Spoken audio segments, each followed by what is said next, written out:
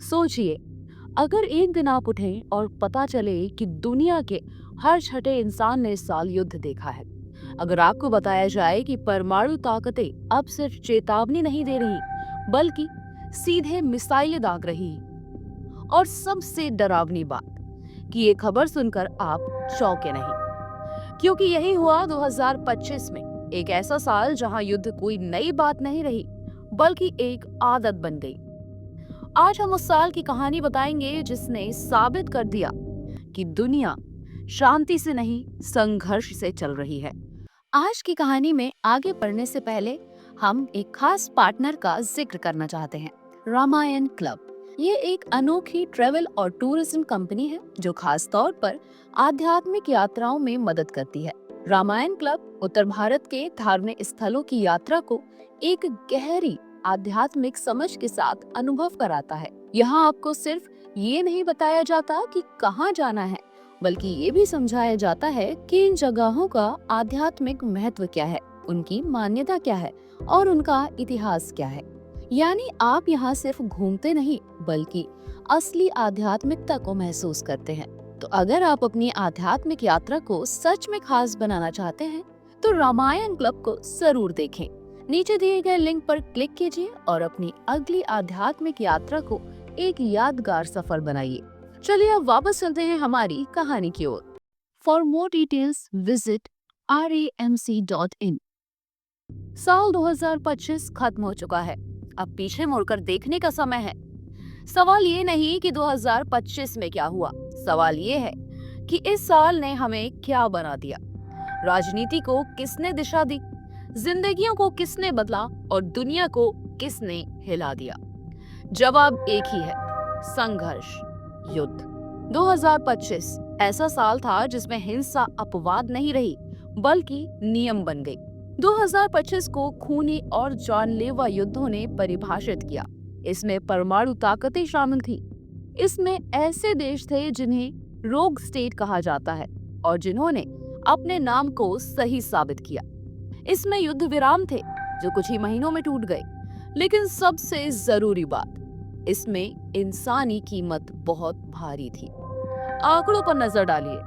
साल 2025 में लगभग 83 करोड़ 10 लाख लोग किसी न किसी संघर्ष से प्रभावित हुए। ये पूरी मानव आबादी का करीब 16% है। इनमें से 2,40,000 से ज्यादा लोगों की मौत हो गई। ये आंकड़े डरावने हैं, लेकिन हर संख्या के पीछे एक कहानी है, एक जिंदगी है, एक परिवार है, और ये कहानियां कही जानी बहुत जरूरी है।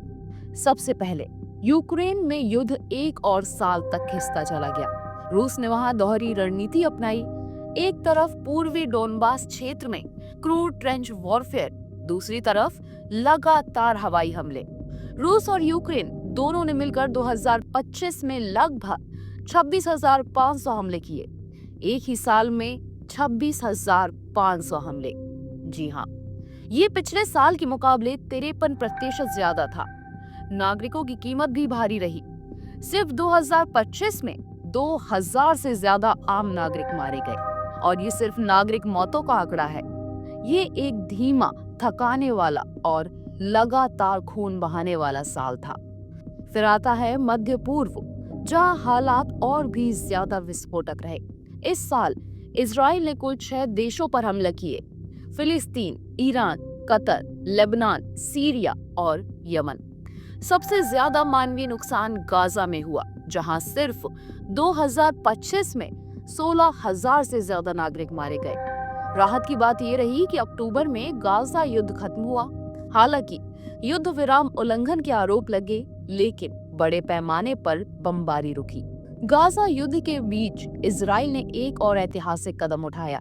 पहली बार उसने ईरान के परमाणु ठिकानों पर सीधे हमले किए। जवाब में ईरान ने पलटवार किया। इसके बाद दोनों देशों के बीच 12 दिनों तक सीधा युद्ध चला। ईरान ने इजराइल पर 500 से ज्यादा बैलिस्टिक मिसाइलें दागी। हालात इतने बिगड़े कि अमेरिका को भी हस्तक्षेप करना पड़ा। अमेरिका ने अपनी B-2 बॉम्बर से ईरान के परमाणु ठिकानों पर हमला किया। यही बढ़ता तनाव आखिर में तनाव कम होने की वजह बना। प्रतीकात्मक और सैनिक दोनों लिहाज से ये युद्ध बेहद अहम था। दशकों से चला आ रहा शैडो वॉर पहली बार खुली जंग में बदल गया। अब बढ़ते हैं पूर्व की ओर। दक्षिण एशिया में भारत और पाकिस्तान आमने सामने आए। पाकिस्तान प्रायोजित आतंकियों ने कश्मीर के पहलगाम में हमला किया, जिसमें 26 निर्दोष नागरिक मारे गए। भारत ने जवाब में पाकिस्तान में मौजूद आतंकी ठिकानों पर एयर स्ट्राइक की। इसके बाद 4 दिनों तक तनाव चला।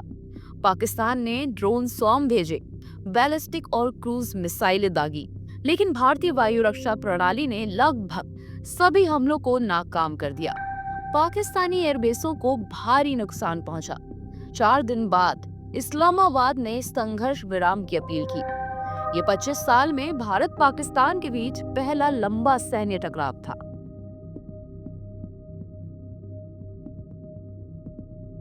दक्षिण पूर्व एशिया में भी एक अप्रत्याशित संघर्ष उभरा।